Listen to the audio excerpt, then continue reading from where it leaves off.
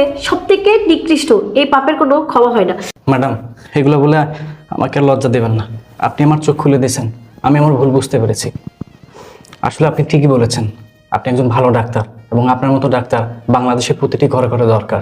জানেন, আপনার মতো কিছু ডাক্তার থাকলে আমাদের দেশটা আরো সুন্দর হতো।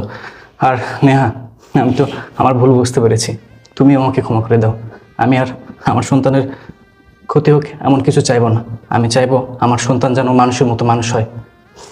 প্লিজ তুমি আমাকে ক্ষমা করে দাও, প্লিজ। সিসি, তুমি এমন কথা বললো না, তুমি তো আমার স্বামী, তুমি কেন আমার কাছে মাপ চাইবা? তাছাড়া তুমি তোমার ভুল বুঝতে পেরেছো, তাতেই অনেক।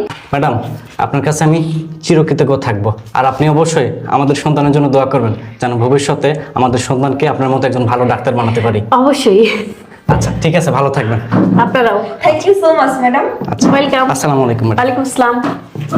ভালো থাকবেন। ওকে, আপনিও ভালো থাকবেন।